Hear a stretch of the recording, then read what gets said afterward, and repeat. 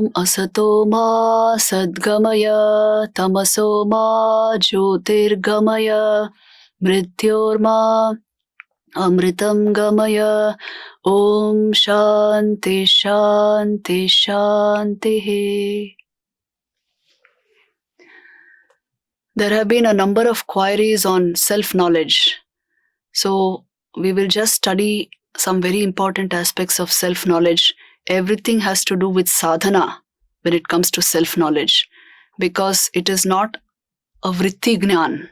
You cannot know the self through modifications of the mind. You can only know it when the mind has become so stable and crystal clear that it shows you what is beyond it. Drishyate tvagraya buddhaya sukshmaya sukshmadarshibhihi, it is said in the Upanishad, which means it is known only by the very clear, refined, transcendental intellect, by the power of its subtlety. And it can be known actually only by being it. It is being and becoming. It is unfoldment of the highest awareness. So there is no knowing it as you know an object. You can only be it actually. But there are a whole lot of, you can say, methods towards this, which we will be discussing briefly. As you know, how to know the knower, when you ask this question, the common suggestion of the Upanishad, this you find in the Kathopanishad, is the ability to generate what is called avritta-chakshu, the inward turned eye and the inward turned mind.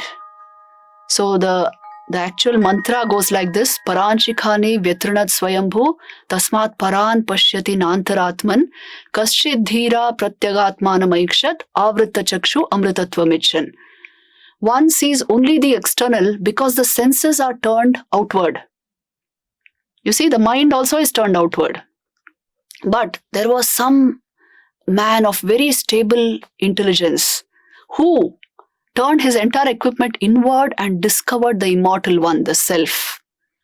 So avritta chakshu actually means the inward turned eye, the ability of the eyes, the faculty of perception to turn inward. And this is required. In fact, finally you have to turn to the very source of your awareness. And that is the unfoldment of the highest consciousness. So it is actually speaking, it is an unfoldment of consciousness and a transcendence from the body-mind complex. And it can be achieved through Vedanta. This is the glory of Vedanta, that it brings you techniques and it brings you the praman, shabda aparoksh. These are also techniques which take you into this knowledge directly. But for that as a preliminary, let me tell you, you must use yoga. It is an infallible means to make your inquiry successful. What is yoga? It is basically stopping the thought modifications of your mind so that you are not carried away by your silly thoughts, so that they do not compromise, you do not compromise on self-knowledge. And yoga also involves working on Chidabhas, the reflected awareness in your mind. If that can be increased by the shutting out of thoughts, then it will lead directly to self-knowledge.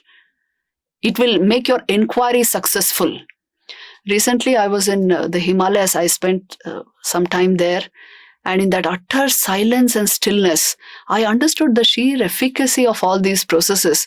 Because really, in a state of complete stillness and silence, if you ask the question, who is it who is watching this stillness? Who acknowledges the complete absence of the thought process? You will get an inkling of what you're searching for. So this is a possibility if you use inquiry as a sharp knife, as a weapon to get into self-knowledge, but stabilize that weapon through the medium of yoga, a very stable mind, a zero thought process, and it will work really like magic. So what are the common methods in which we enter self-knowledge? One is koham. Who am I? In a state of complete stillness, If you ask yourself, who is it who watched the thought process? And who is it who's watching this complete absence of thought? Again, you will come to self-knowledge. There are so many such methods. They are also called atma-vichar. It is not exactly thinking about the Atman, but it is about inquiring into the source of something. If in complete silence you see that you are perceiving the silence and that you is definitely not this body and mind, then you are coming very close to the knowledge of the self.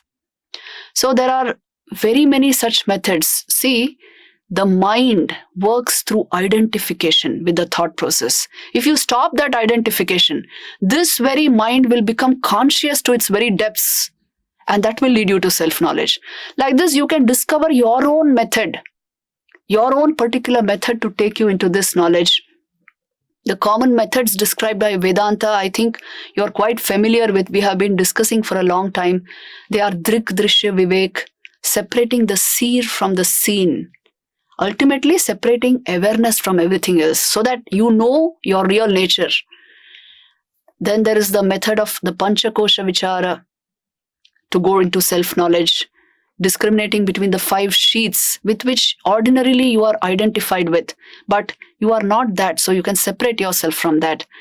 And then you have the Avasthatraya Vichara of the famous Mandukya Upanishad, which will tell you that you are the invariable that runs along the 3 variable states of Jagrat, Swapna and Sushupti. So if you can catch that invariable through all the 3 variables, then you attain self-knowledge. So these are all methods. All that they require is the inward turned, very stable mind, which you can manufacture through yogic techniques. And finally, there is the Shabda Aparoksh. Vedanta Vakyas themselves, the Mahavakyas themselves, can usher you into the state of complete knowledge if the mind is ripe enough. And if it comes from an illumined guru, the Mahavakyas themselves, there are 4 cryptic statements in the Upanishads. Aham Brahmasmi, Tattvamasi, Ayam-atma Brahma, Prajnanam Brahman. Just these statements coming from an illumined mind and in a very ripe disciple will put him into the state of self-knowledge. So these are all the characteristic Vedantic methods for self-knowledge. Please remember this. The ordinary human mind functions like a lens. It will reflect light, which means information, data coming in. It will refract, it will deflect, it will diffract, it will polarize light. It will do all of this. But this very lens, if it is completely clean, it starts functioning like a mirror. It will give you a taste of your true being. It will turn inward completely. So this pure manufacturing, this pure lens of a mind, which functions like a mirror, is the whole point in sadhana. In fact, please watch this slide. Only clean the lens and the light will sparkle.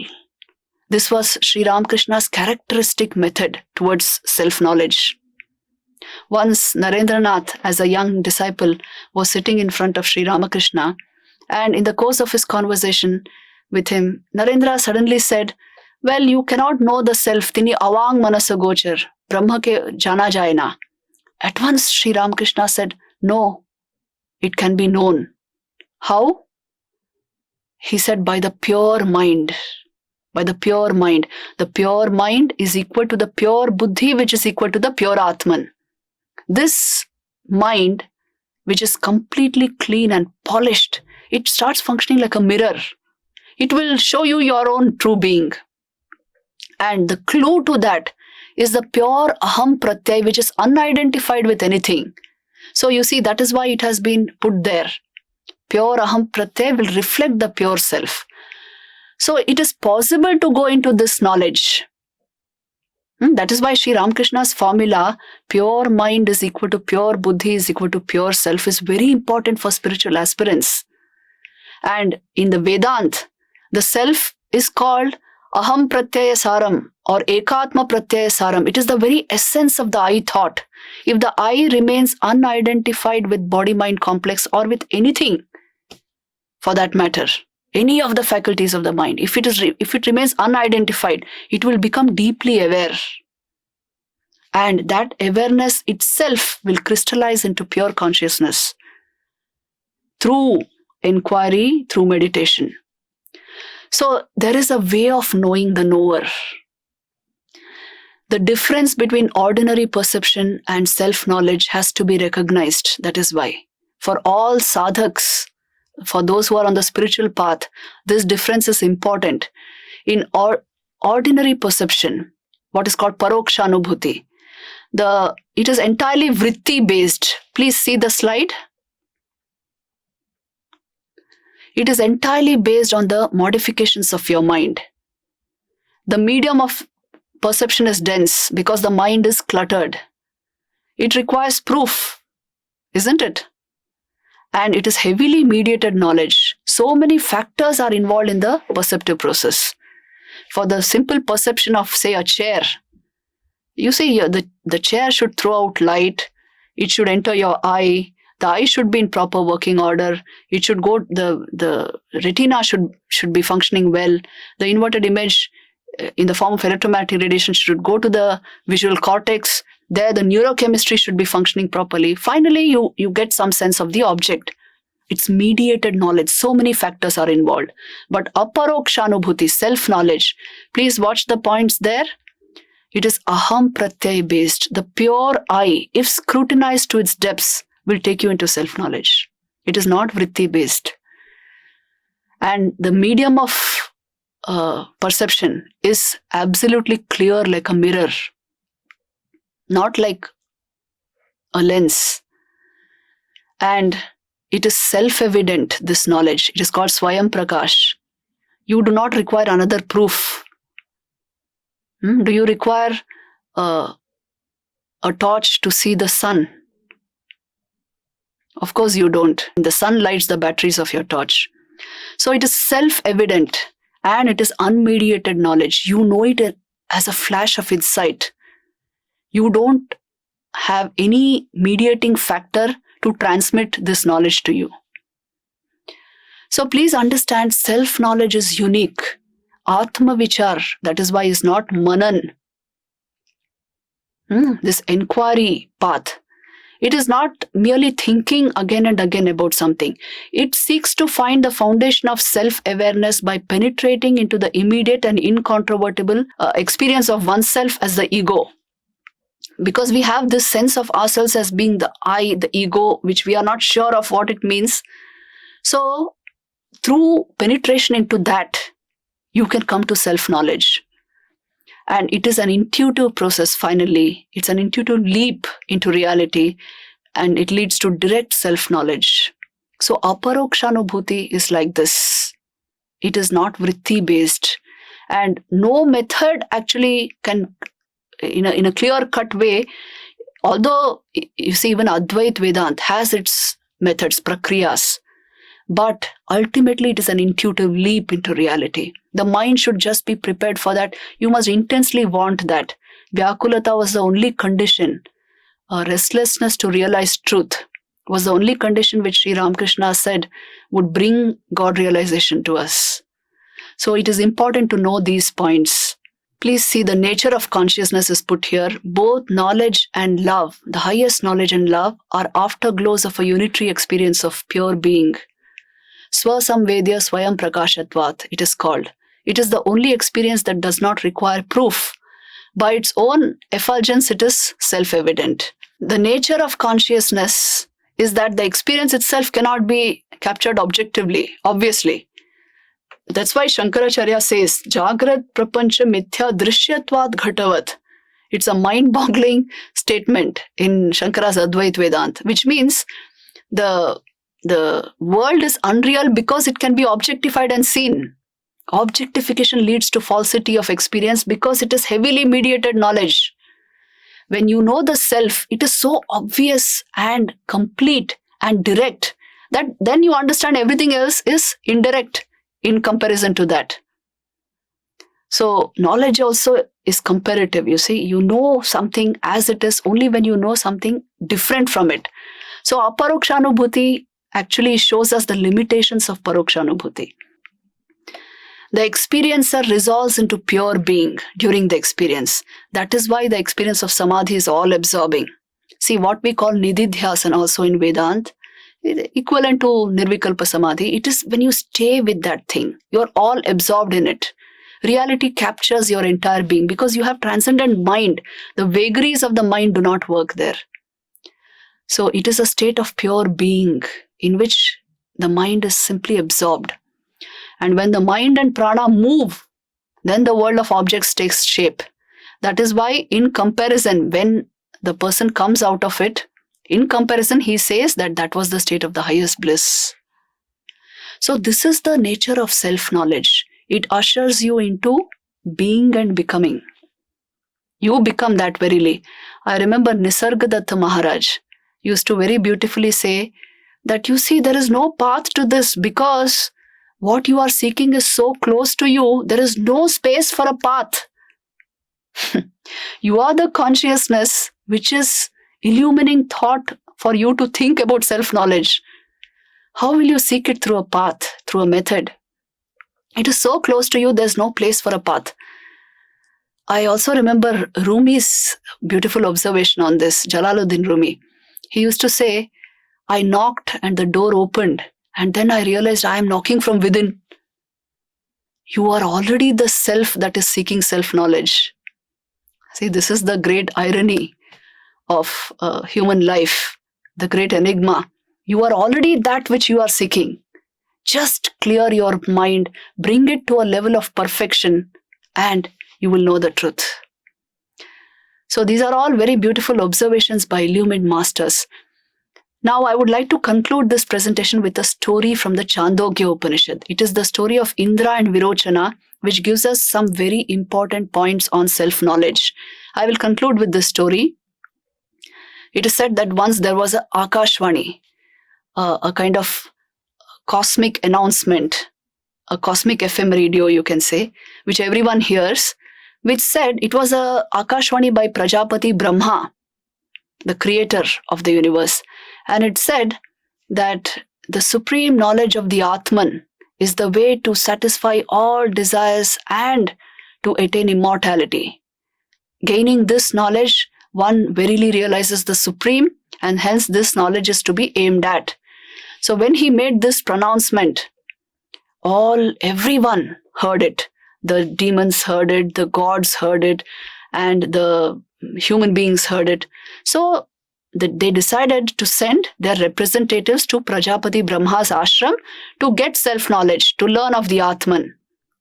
Now, the Devas sent their representative Indra, the lord of the Devas, the king of the Devas, to Prajapati's ashram. The Asuras sent Virochana, who was their representative, their king, to the ashram. And these two came and met there, and they decided to lead a life of a brahmachari in the ashram and gain self-knowledge. So they stayed on in the ashram. Now, life in an ashram is not easy. You have to get up very early in the morning, practice meditation, and then a lot of scriptural study. Then you have to do a lot of work, the service activities of the ashram as worship. You have to collect firewood, draw water, serve the guru, serve him in his yajnas, bring firewood, cook for the inmates of the ashram. So they did all of this with deep sincerity. After some time, they found that their minds were calming down, more clear thought was there. So they were happy in the ashram. Suddenly, one day they realized that 32 years had sped by and they had not yet been instructed in the knowledge of the Atman for which they had come. So they went to Prajapati Brahma and said, Sir, please instruct us on the Atman. Now Brahmaji said, look, the light in your eyes is the Atman. Now think about this and see, the light in our eyes. What is that light? It is the light of awareness. So he is hinting at consciousness. But these two did not understand.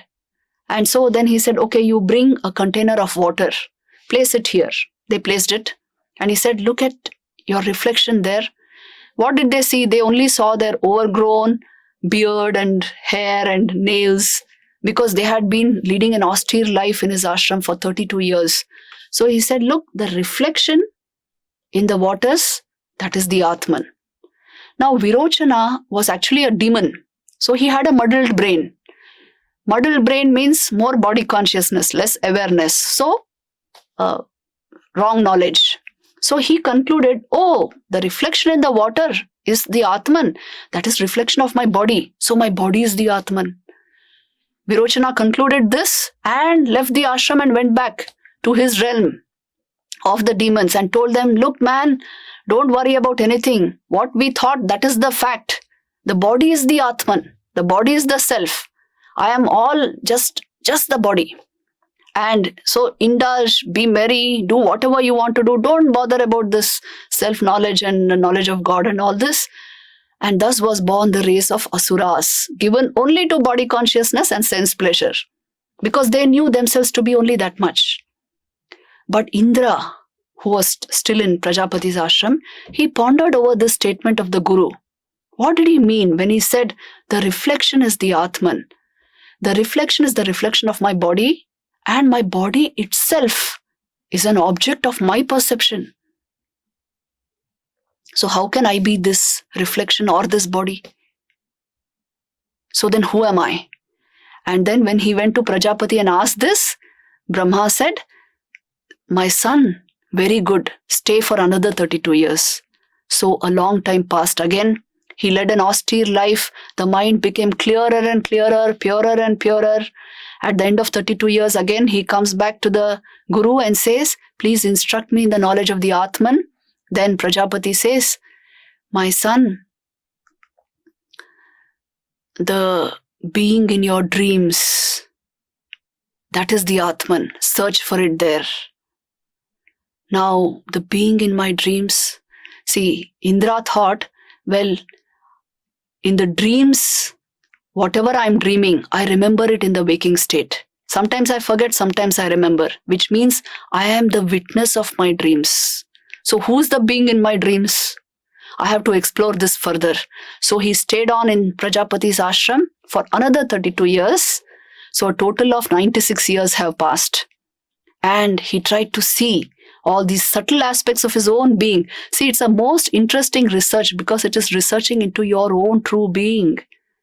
And when he penetrated into this, he came to the knowledge of pure consciousness, pure awareness.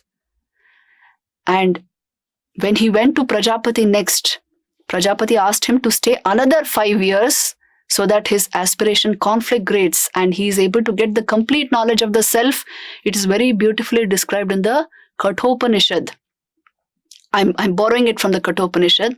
Na sandrishe tishtati rupamasya, na chakshusha pashyati kaschanainam, hrida manisha manasa bhiklupto, ya evam vidur amritaste bhavanti. The self is not an object of your perception, so you won't find it as an object. It has no form. Na chakshusha pashyati kaschanainam, you can't see it with these eyes, but one who clears the knots of his heart, to such a pure one, he awakens to the reality of his being. His awareness comes into complete fruition, into complete blossom. He realizes the Atman, pure consciousness.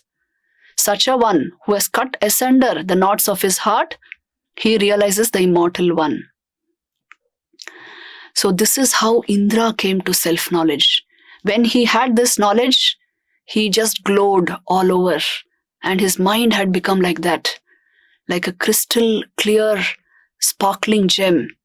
And the Guru at once realized that he had this knowledge. He had realized this. He had become one with it. And this is how they say the Devas acquired this knowledge. That is why they became the Devas, the gods, as against the demons who only stayed with body consciousness. So the whole point is this. One comes to this knowledge gradually as one purifies one's entire system. That is the whole point. And there is no shortcut to this knowledge. It cannot be quickly got. It has to be attained by being and becoming, by becoming one with it. This is the great secret of self-knowledge. It can only be known through sadhana. That is the royal road.